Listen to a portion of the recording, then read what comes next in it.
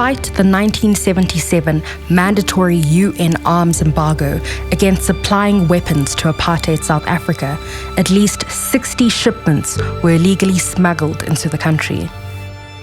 In the end, those weapons was used to kill thousands of black people during apartheid time, if not in South Africa, then in the warfare against the frontline states.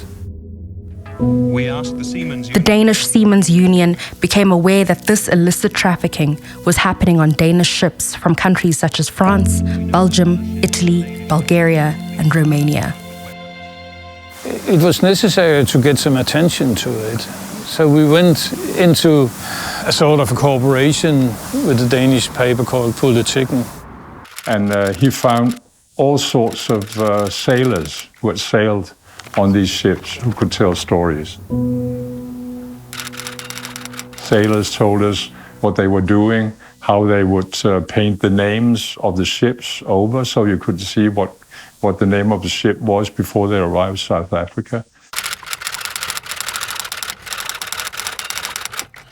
We took a lot of the information which came from our members. You know, they send us information saying that we have been in Durban, we have been in Cape Town. They took photos of the logbooks on board the ship, so we could see what was written in them. De billeder, du har, er det derfra? Det er derfra, ja. Og det skulle være fra anden tur, vi var der på. Der har vi de væbnede vagter, der er lige en vogn, der er blevet tom der. Den vogn, hvad har den været brugt til? Den har haft en container på. And some of them, you know, we saw pictures of coming into the port of Durban with all the signal flags saying, "Stay away, I'm carrying dangerous cargo, explosives on board," you know. Later we found out that everything was arranged by an arms corps agent who worked from the South African embassy in Paris. And then it was put on the front page of Politikken on Sunday morning in 1980.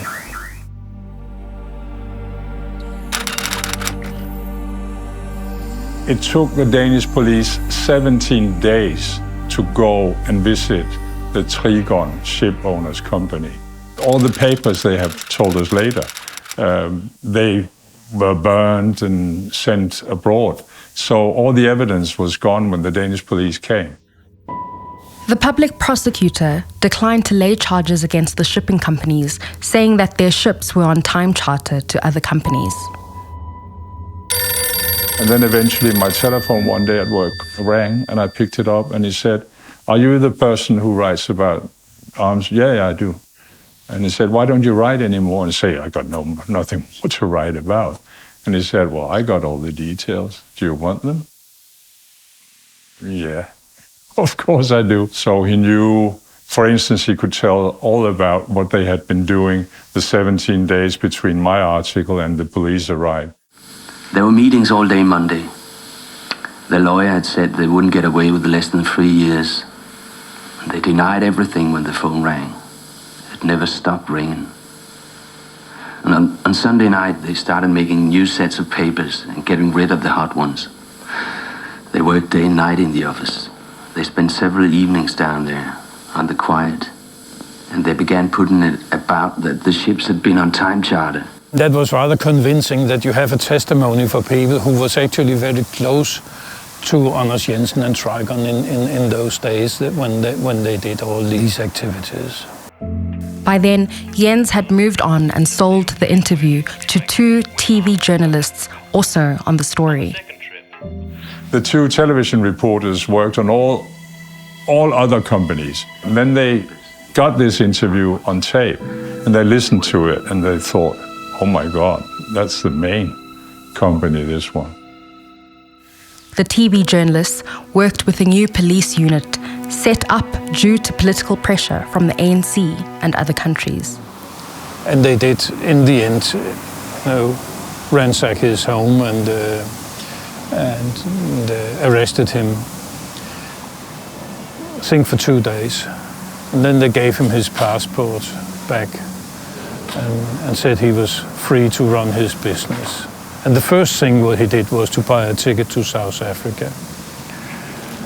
So he went to Spain and picked up all his illegal money which was deposited there, and then to South Africa where he spent the rest of his life. Trigon and 15 other shipping companies and their directors were convicted and sentenced to jail time and fines. But something did happen. I mean, we stopped the supply of arms from so many places. We made it difficult for the apartheid regime to buy arms. Arms became much more expensive for them. So something did happen, and we are pleased with that.